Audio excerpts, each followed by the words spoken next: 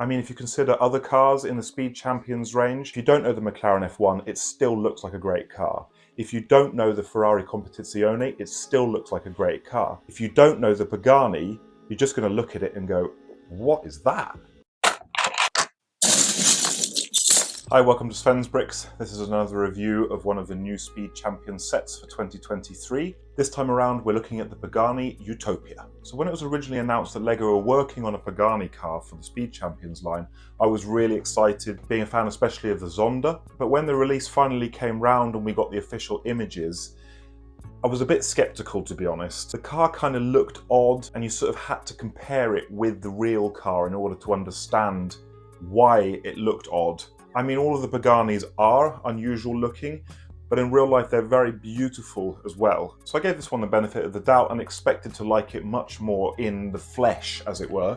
And I also really liked that they were working with a new IP and not just more from Mercedes and McLaren and Ferrari. So I decided to pick this one up and make a judgment for myself. The build was pretty enjoyable without any major surprises, and I think we've all seen enough images of this now without me needing to go through every single part of the design. But I'll quickly skim over a few of the highlights that appealed to me. So the build starts with the back end of the car, which comes together in a pretty satisfying way, but it's of course the tail section of the car that's of most interest here. So there's 4 doors being used for the very unique rear end of the car. This whole section is built up using some nice techniques, clipped in at an interesting angle, which I really enjoyed.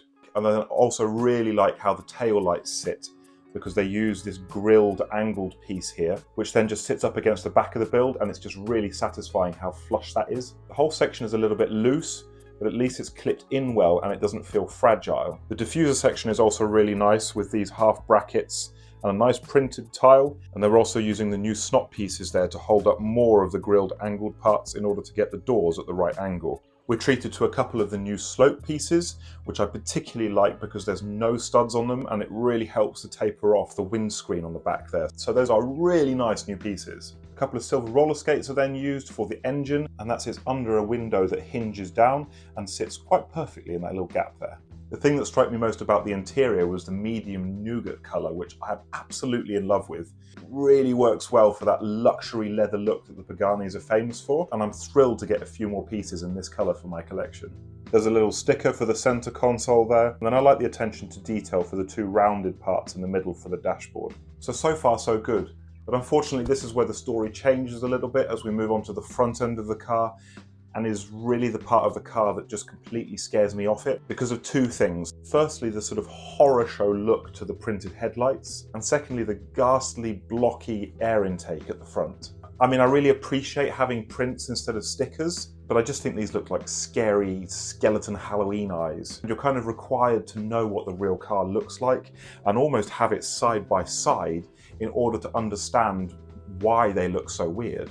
The other downside to having them as prints is that it basically means that those parts are completely unusable for mock building, unless of course you're creating a Halloween display. The air intake is probably a bit more forgivable, to be honest with you, but I do find it too big and blocky. And whilst I appreciate the nice part usage of the ice skates, I don't appreciate the black minifig stand that's being used underneath the bottom, because it kind of accentuates what's already a bit of a messy front end to this car by not being dark grey. And just like with the headlights, I kind of feel like you need to compare the actual car side by side with the model in order to understand why the air intake looks like this. There are some nice things to say about the front end though, in particular the new wheel arches, which enable us to place tiles in line with the top of the wheel arch, something which the Skyline really needed to avoid all those studs. And then we also get some really nice parts underneath the hood, including this piece in gold, which is a bit of a treat. Finally, I'm really pleased to have a new windscreen for the 8 stud wide cars, but I actually think they failed a bit on the printing here because it's printed too low and it makes the windscreen look really short.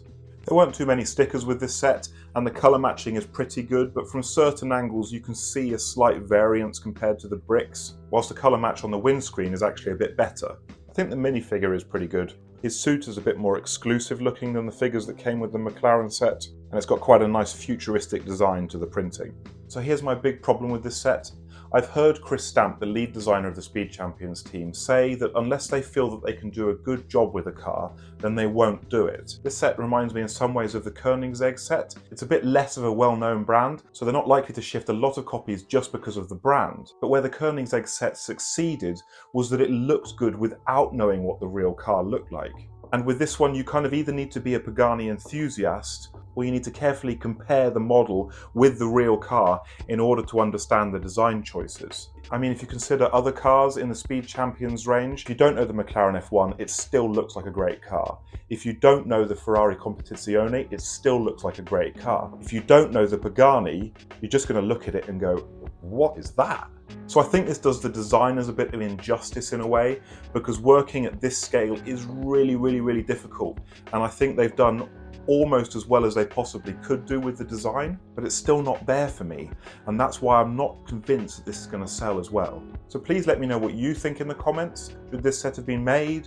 Will you be picking it up? If you've enjoyed the video, please drop me a like and check out the channel. I have other reviews and videos about modifications and conversions to the old Speed Champions cars. And I really thank you for watching, and I hope to see you again. Bye for now.